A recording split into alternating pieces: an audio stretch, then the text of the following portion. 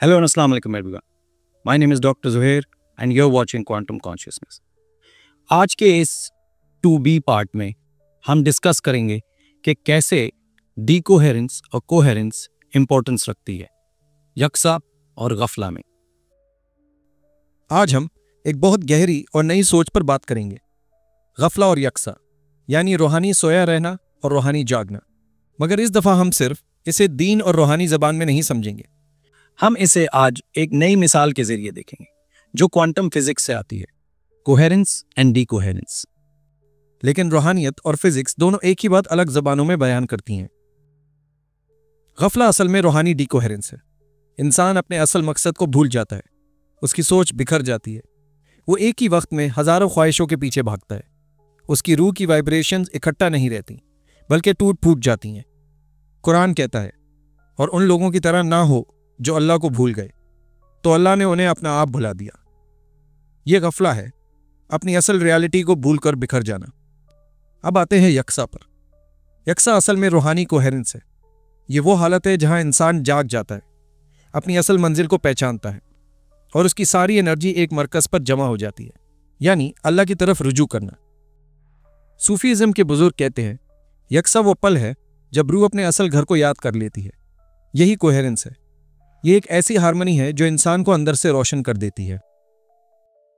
अब quantum physics की मिसाल समझिए। क्वांटम दुनिया में जब एक सिस्टम कोहेरेंट होता है तो वो एक ही वक्त में मल्टीपल स्टेट्स में रहता है, मगर एक हार्मनी के साथ। हर चीज़ जुड़ी होती है, कनेक्टेड होती है। लेकिन जैसे ही एनवायरनमेंट डिस्टर्ब करता है, ये कोहेरेंस टूट जाता है। इसे कहते हैं डीकोहेरेंस, और फिर वो क्वांटम सिस्टम क्लासिकल दुनिया की तरह बिखर जाता है। बिल्कुल इसी तरह इंसान की रूह अगर गफलत में हो तो उसकी सोच डीकोहेरेंट होती है, टूटी फूटी, बिखरी हुई, बेमकसद। और जब यकसा आता है तो उसकी सोच कोहेरेंट हो जाती है, फोकस, हार्मनी और असल मंजिल उसके साथ जुड़ जाती है।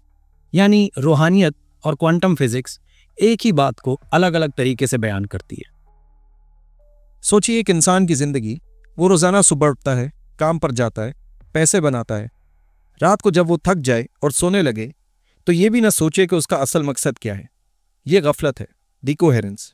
हर दिन को ऐसे ही गुजारना। लेकिन एक दिन उसे यकसा मिलता है, शायद किसी मुसीबत के जरिए, किसी दोस्त के मशवरे से या अल्लाह की रहमत से। उसे अचानक एहसास होता है, मैं इस दुनिया में हमेशा के लिए नहीं हूं, मेरी असल मंजिल और है। उस वक्त उसकी जिंदगी कोहेरेंट हो जाती है। हर अमल का मरकज एक ही चीज पर आ जाता है, अल्लाह की रजा। कुरान बार बार कहता है, और यकीनन ये दुनिया की जिंदगी सिर्फ खेल और तमाशा है, और आखिरत का घर बेहतरीन है उन लोगों के लिए जो तकवा करते हैं। यही यकसा है और अपनी रूहानी कोहेरेंस को दोबारा हासिल करना। सूफिया कराम कहते हैं, गफलत अंधेरा है, यकसा रोशनी है। गफलत बिखरना है, यकसा जमा होना है। जिंदगी असल में एक क्वांटम सिस्टम की तरह है। अगर आप गफलत में हो तो आपकी रूह डीकोहेरेंस का शिकार है, बिखर गई है, दुनिया के शोर में गुम है।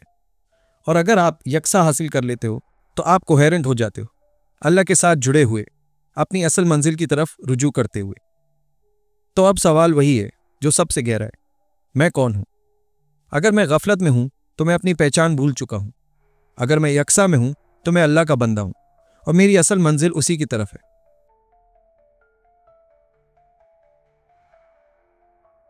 आज मैं फिर आपको एक सवाल के साथ छोड़े जा रहा हूं कि क्या आप अपनी जिंदगी डीकोहेरेंस में गुजार रहे हैं या कोहेरेंस में, यानी गफला में या यकसा में।